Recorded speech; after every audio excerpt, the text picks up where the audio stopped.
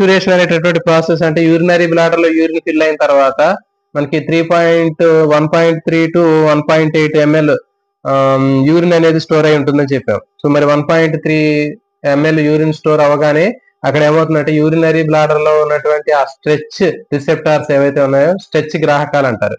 ఆ stretch receptors లేదా stretch గ్రాహకాలు అనేవి ఏం చేస్తాయంటే ఆ సిగ్నల్స్ ని బ్రెయిన్ దగ్గరికి పాస్ చేయడం జరుగుతుంది.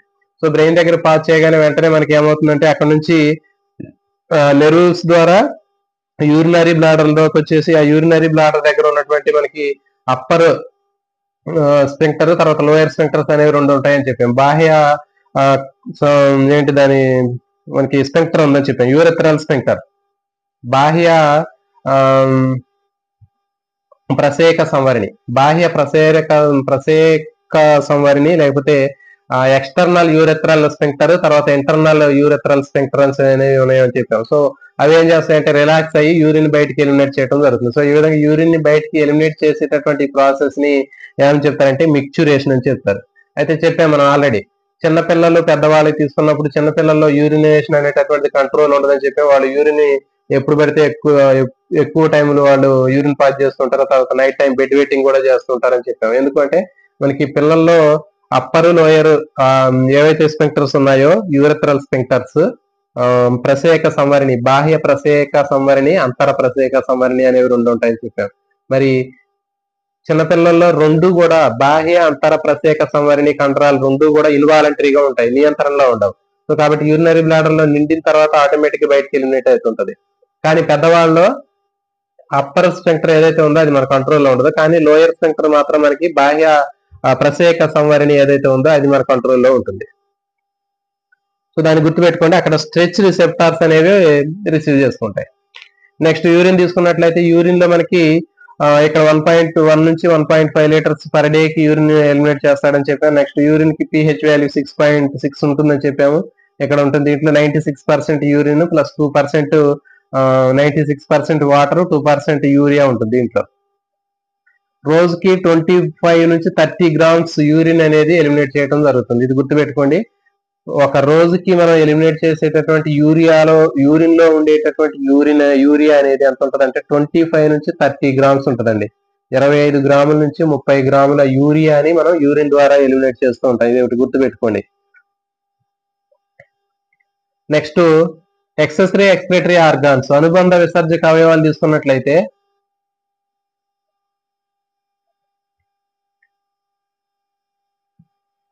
ఈ అనుబంధ విసర్జక అవయవాలు కూడా దాదాపు 10th లో ఉన్నటువంటి ఇన్ఫర్మేషన్ ఇక్కడ ఇచ్చాడు. కాబట్టి దాంట్లో కొంచెం ఇన్ఫర్మేషన్ అనేది కొంచెం అటు ఇటుగా ఉంది, కొంచెం దాదాపు ఇది కూడా అదే రకమైనటువంటిది ఉంది. దీంట్లో మనం నేర్చుకోవాల్సింది ఏంటంటే ఇప్పుడు లంగ్స్ అని చెప్పాం.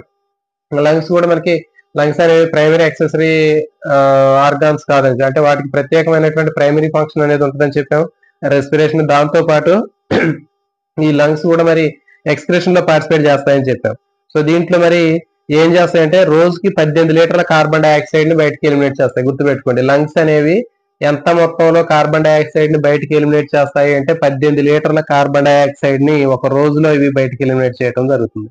నెక్స్ట్ తేమ, నీటి ఆవిరి ఎంత పంపిస్తుంది అంటే 300 నుంచి 500 ml వాటర్ ని బయటికి పంపిస్తూ ఉంటాయి లంగ్స్. ఇది గుర్తుపెట్టుకోండి.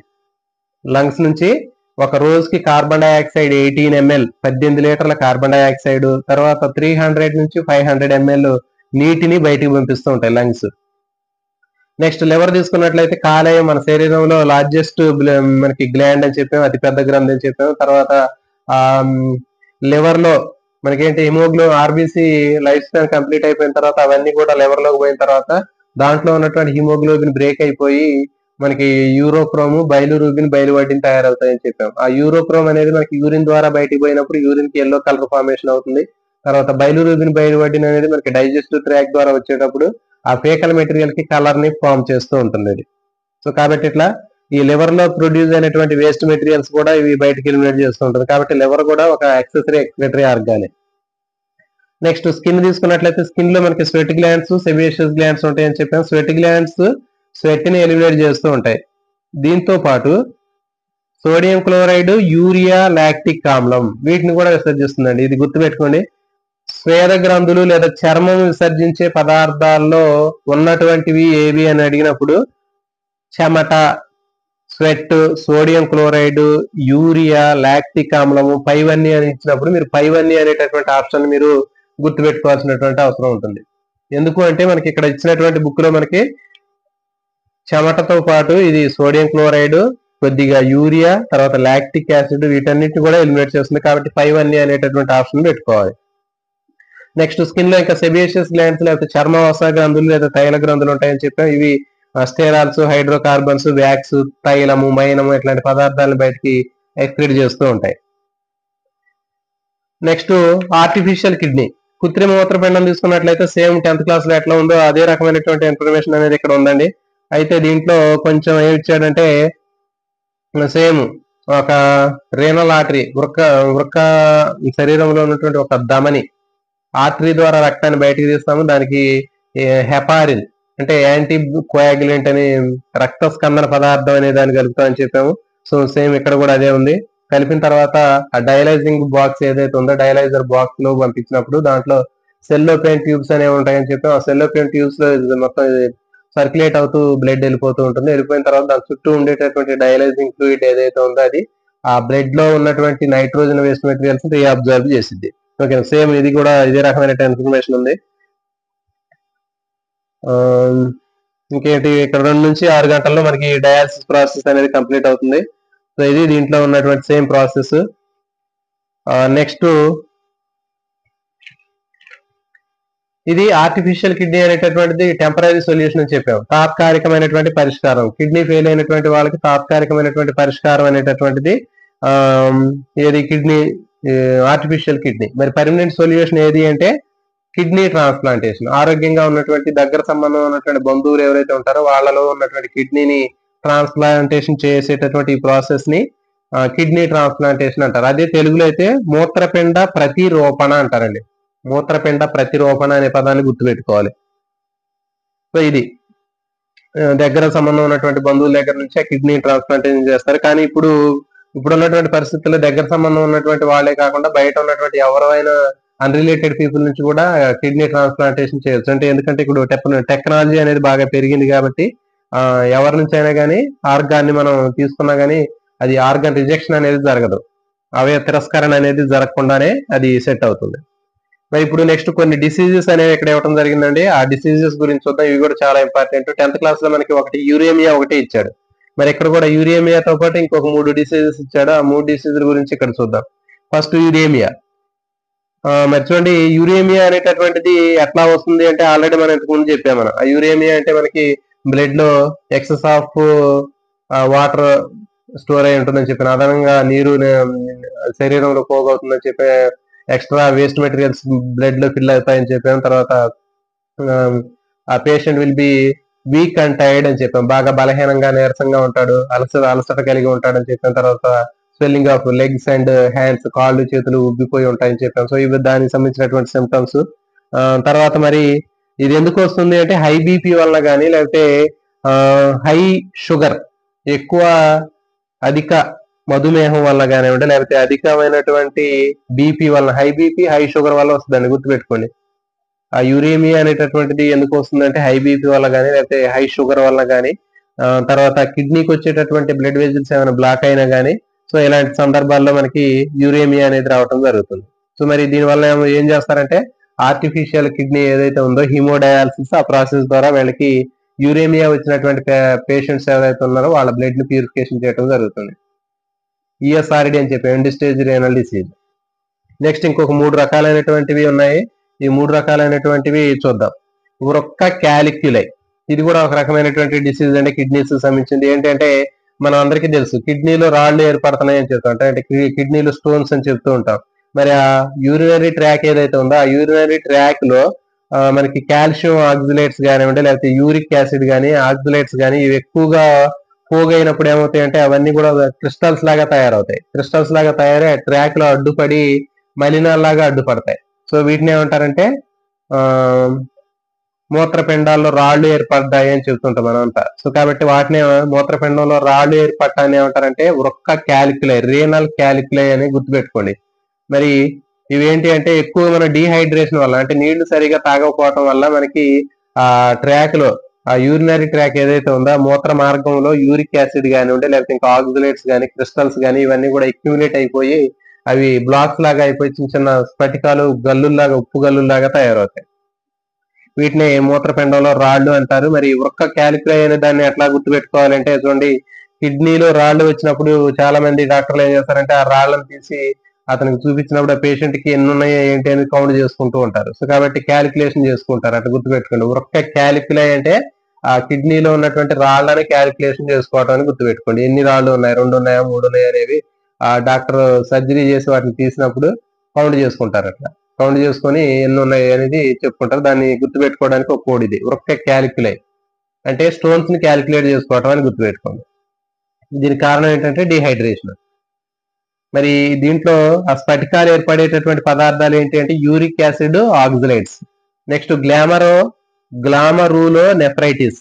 గ్లామరూలో నెఫ్రైటిస్ దీని తెలుగులో ఏమంటారంటే రక్తకేశ నాళిక మూత్రపిండ శోధ అంటారండి. రక్తకేశ నాళిక మూత్రపిండ శోధ అంటే మూత్రపిండంలో నెఫ్రాన్ లో ఉన్నటువంటి రక్తకేశ నాళిక గుచ్చం ఏదైతే ఉందో గ్లోమెరులస్, దాంట్లో అవి స్వెల్లింగ్ వస్తుంది, అవి వాపు వచ్చింది.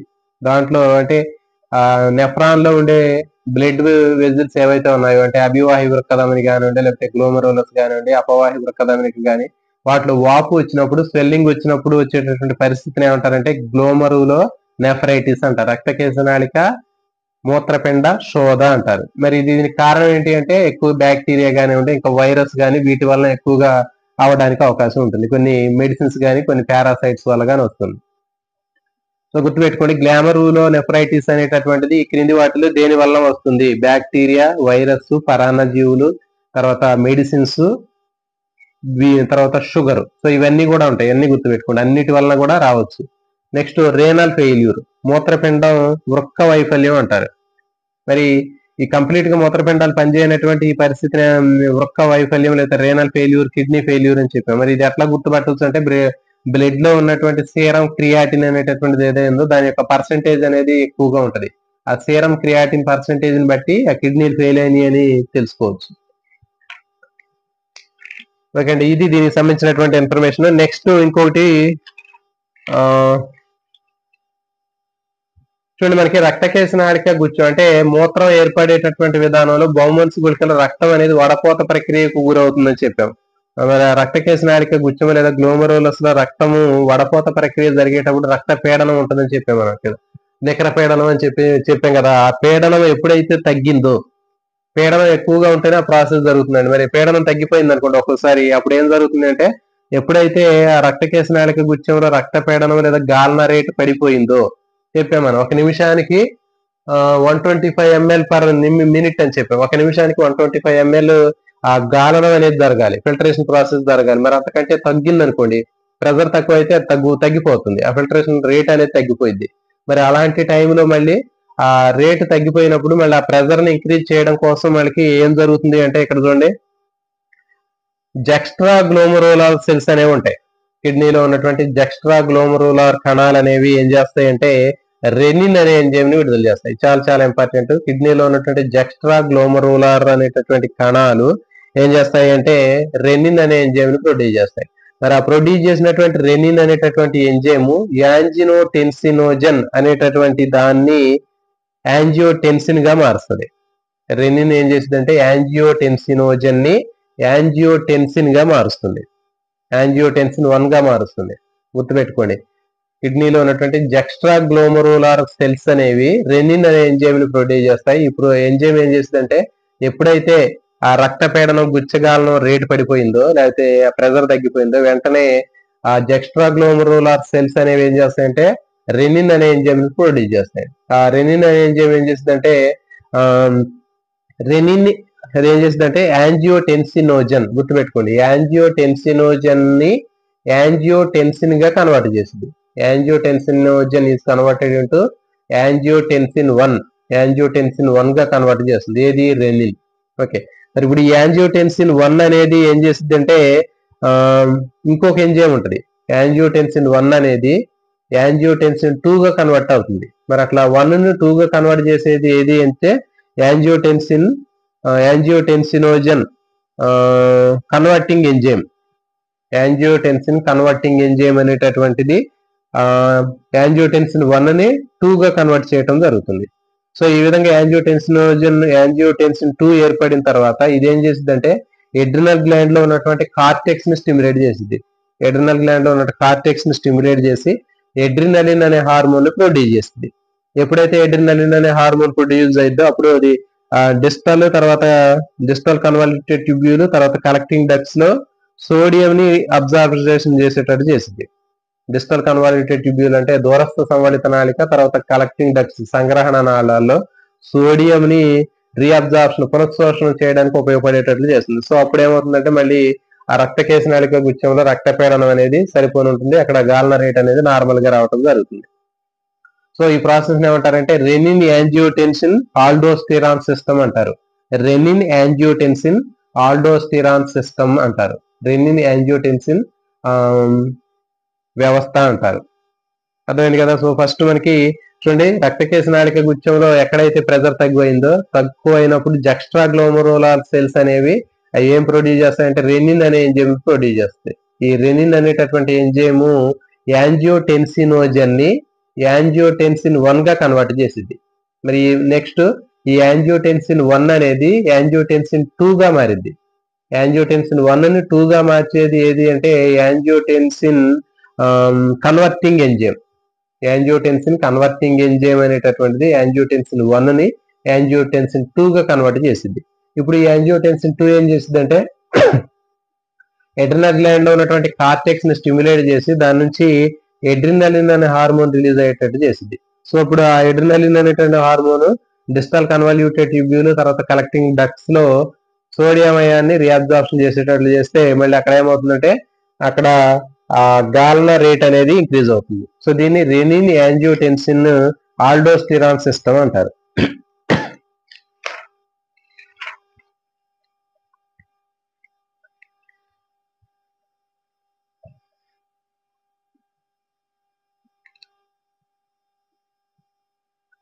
నెక్స్ట్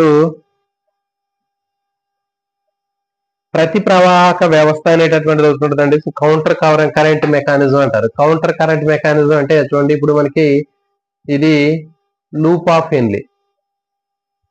ఈ లూప్ ఆఫ్ హెన్లీలో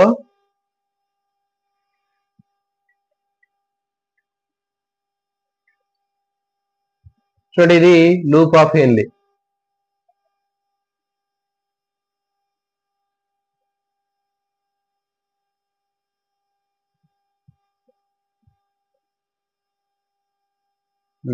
ఈ లూప్ ఆఫ్ హెన్లీలో ప్రైమరీ యూరిన్ ప్రాథమిక మూత్రం డైరెక్షన్ అనేది ఈ డైరెక్షన్ లో వెళుతూ ఉంటే దీనిపైన ఉన్నటువంటి బాహ్య రక్తకేశ నాళిక వలయ ఏదైతే ఉందో దాంట్లో బ్లడ్ అనేది ఈ డైరెక్షన్ లో వెళుతూ ఉంటుంది.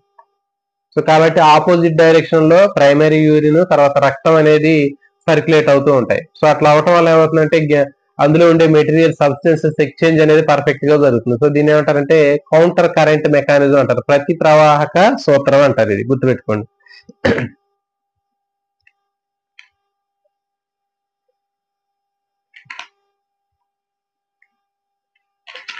సో ఇది దీనికి సంబంధించినటువంటి ఇన్ఫర్మేషన్ అంటే దాదాపు మనం కంప్లీట్ గా ఈ చాప్టర్ సంబంధించి నేర్చుకోవడం జరిగింది. ఇవి ఎంతకంటే ఎక్కువ డెప్త్ గా కూడా అడగడం. మనం 100% ఈ ఎక్స్పిరేటరీ సిస్టమ్ సంబంధించినటువంటి ఇన్ఫర్మేషన్ మొత్తం కూడా నేర్చుకోవడం జరిగింది.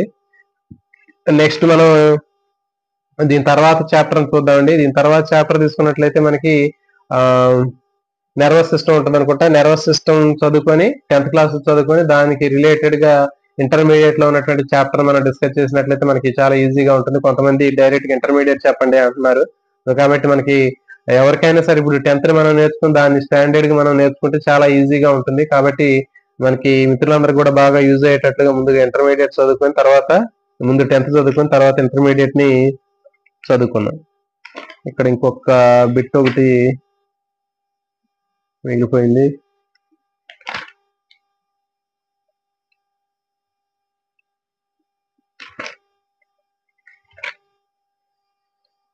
గుండె గోడల నుంచి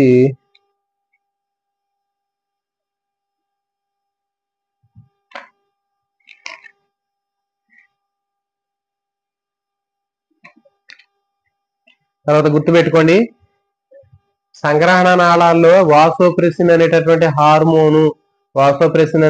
హార్మోను ఒకవేళ విడుదల కాకపోతే అతి మూత్రాన్ని విసర్జించడం జరుగుతుంది.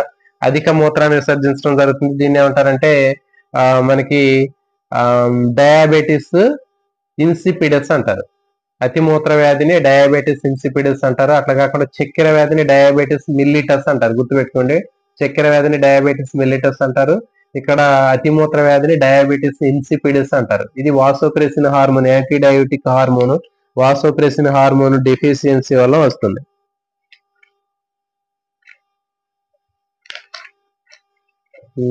ఇంకా సో ఇదండి దీనికి సంబంధించినటువంటి టాపిక్. సో ఇంకా లైవ్ లో ఎవరైనా మిత్రులు ఉన్నట్లయితే వీరయ్య గారు, సాయి అన్వేష్ గారు,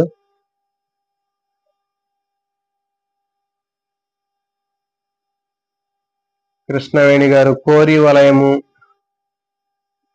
చెప్దామండి. దాన్ని కూడా మనం నెక్స్ట్ పార్నితిని వలయము ఓకే అండి చెప్దాం. ఇవి కూడా మనం నెక్స్ట్ కవర్ చేద్దామండి.